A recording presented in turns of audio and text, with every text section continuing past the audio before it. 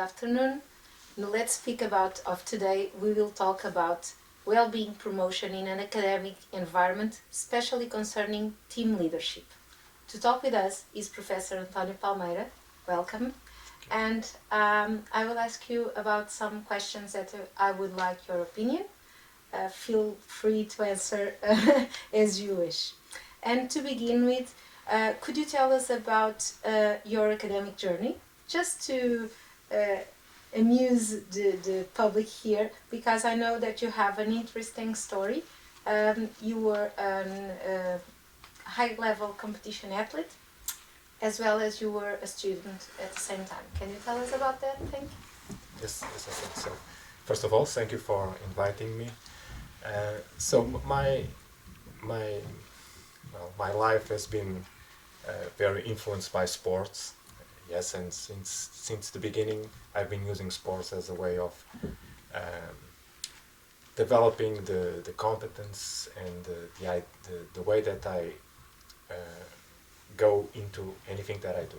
And one of the things that sports prepared me the most was about planning. So I try to plan as much as possible everything that I do, to be able to be prepared for what is coming up.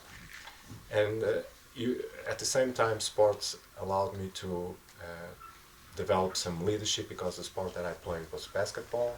I was a point guard. The point guard is the guy who has the ball most of the time, and I have to assist my colleagues and know which one of them is able to do the best thing at the specific time, at a specific circumstance.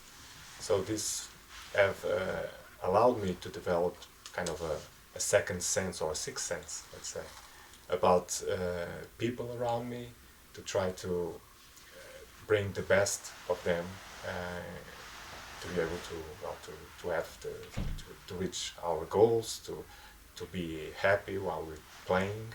And I think research is a game, in the sense that we are trying to find things, and finding things is fun.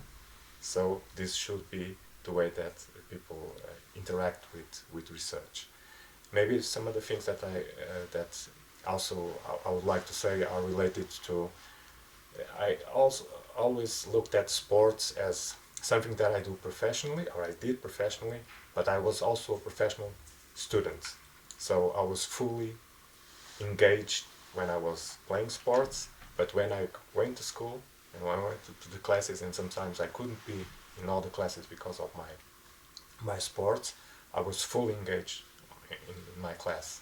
And so this being fully present, fully involved, fully engaged in what we do, I think it's also very important in terms of the way we do research and the way that we achieve our goals. Immediately I said, no, let's talk with everyone about this. Everyone needs to know what is happening, being good or bad, and then we sort it out as soon as possible. The other thing that I try to do also is, to sometimes, although I am democratic in the sense that I see that everyone is potentially a genius, I do try to listen a little bit more to the colleagues that have more expertise in certain fields. So I don't think that democracy is that everyone is equal, is that we have to understand everyone is different, and everyone can bring different things to the system. So that's something that I also do. Let me see. And then the other thing that I try to do also is be a multiplier. So and that's why we have, for example, the pitch sessions, so that everyone that has some idea in our research center, we manage to find a way for them to present that idea to a forum, to several members, and that idea can be just a first draft, and they can get some peer reviewing, some information back to the person that had the idea about what can they do to improve the project. Maybe I can help you in this, or I know someone that can help me on that, or maybe we can go to the left, or maybe we can go to the right. So they have feedback as soon as possible. So this is a multiplier way of doing things. And maybe the last thing that is a little bit difficult to do, but I try to do, it's remove the blockers. Because, okay, PhDs are geniuses, but some of them are very good, and so they are a genius on that, at finding problems. So we are doing something, oh, there's a problem there, there's a problem there, there's a problem there. I say, okay, we don't want problems. Do not show me a problem without a solution. Yeah. That's what I try to do with everyone that I deal with. And that means that sometimes people will say, well, maybe this is not really a problem. I'm just trying to, to show myself off. And those blockers usually learn that that's not the way that they can be better, or they can provide improvement, or to work for the betterment of CDEFs. I've seen a couple of situations in my mind just now with your blog example. But you work with several people. I am one of them. But normally we have to extend this network to external partners that we don't know. We don't really know what are their best points. This is one thing. How do you manage this type of how do you help the team working with someone they don't know? Or, for instance, another key point is the budget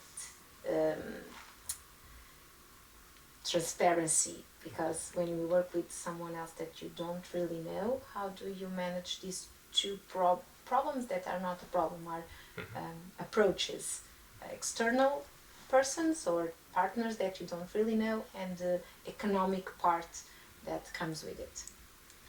So something that we try to do is to be, again, strategic on our partnerships.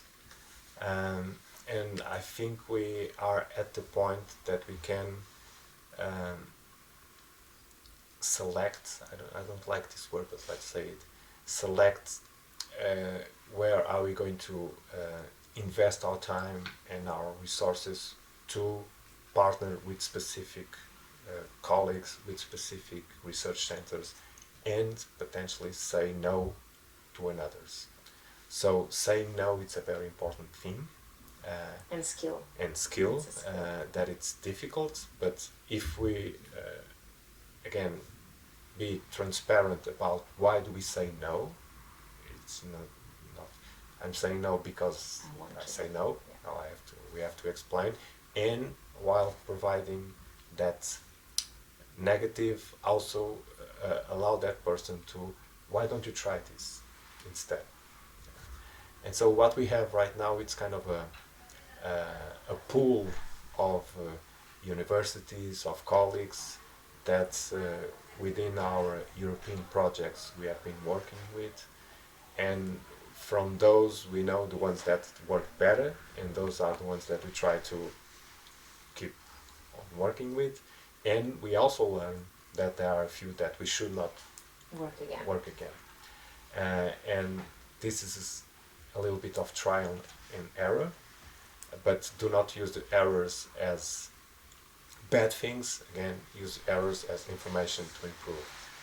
And I think that the team is becoming more mature in using that. And maybe lastly, one of the things that I can say about this is that try to have, every time that you have one idea about the project, think immediately about who can you bring along, and try to have those colleagues that are engaging in some networking to visit the colleagues or bring the colleagues here. So conferences are very important. Mobility with Erasmus is something that we strive for. Going to meet and greets meetings such as the Erasmus Sport, and we have some colleagues that have been using that opportunity. So this is something that we do when we want to find new partners. I know that there are some resources like Crowd Helix and others that are available, but they are not very efficient. But that's my feeling at this point. I don't say do not use it. I say, okay, this is one resource, but it's not the only resource. That's interesting. So you are saying me that you need, or it's crucial to have a cohesive team. Is that it? But how do you, how do you recruit new members to this cohesive team? Or how do you know that the members that came now are a match to the ones that exist, or you don't have that? So sometimes I wished I was both the coach and the manager of the team, in the sense that I would be able to select the players that I'm going to play with, but that's not the case. So every time that someone comes to our faculty, our department, what I do is that I have a meeting with that person, and I have a set of questions. It takes me about 1 hour talking with that person, and I do this for each one of them, students, PhDs, or whoever. And in that meeting, I already try to find the best things that person have, and try to match that person with our team. And this is how we start. I would love to say to you that it works all the time, but it doesn't. Usually when it doesn't, I have other meetings, and usually when I see that something is not going well, from my perspective, again, radical transparency, I go to that person and say, this is happening, this is my opinion, let's talk about this, let's sort this out. I don't go at it and I don't stab them on the back. If needed, I stab them on the front. But that's how it goes.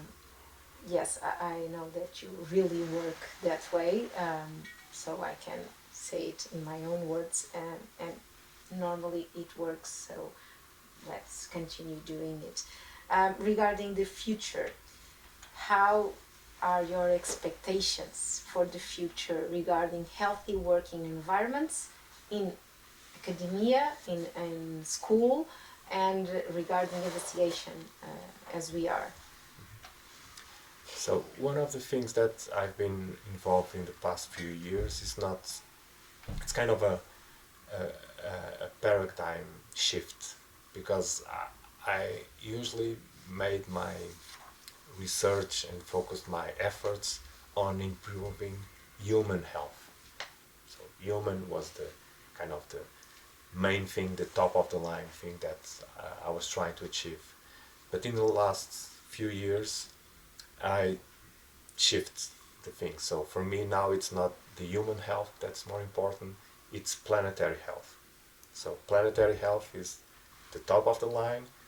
Okay, humans have to be healthy, but they live in a planet, and so we have to do things that may improve human health, but look also at planetary health. So we can say that it's long-term thinking, all along determinism. So there are a few philosophical, let's say, ways of looking at stuff at this point.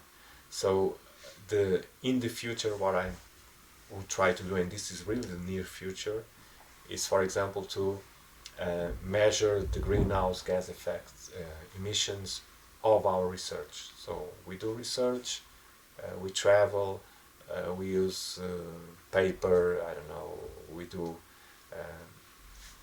we use energy, we buy computers. What is the carbon footprint of our research?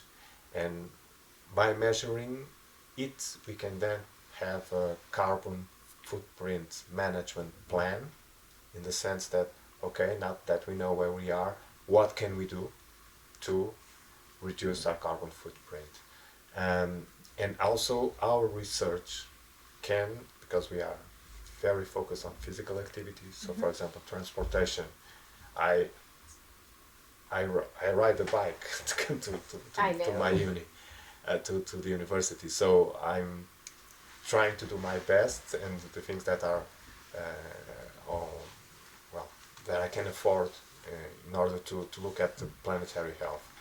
But this carbon footprint management plan will also potentially support others, either by example or either by facilitating and making their choices easier to do the right thing in terms of planetary health. So that's the future for me. Regarding research as a whole, I would really like to see, for example, we have an umbrella organization here in Lusófona, that's eLIND, that hosts all research centers. And so we are one of the experts on physical activity, on behavior change, and in healthy lifestyles. Can we support the other research groups and the other researchers with our examples and with our knowledge to become healthier and to, as I was saying, to help them to be on top of their game in the research that they do, because maybe they are already experiencing some, well, I'm fatigued, my mind is not good because I'm tired, or I'm not eating well, or I don't know what to do in terms of how to improve my health. So I think that CDEF potential, we will look inside to try to support our colleagues to become healthier, and when they become healthier, their research will be better. And the environment of their work will automatically be better. That was, you answered my final question in this same answer. So I would like to thank you for being here. It's always a pleasure to chat with you. And I would like to thank you all for assisting this interview. And if you want, please check again the SPIC program in their respective channels for another meeting. Thank you. Bye-bye.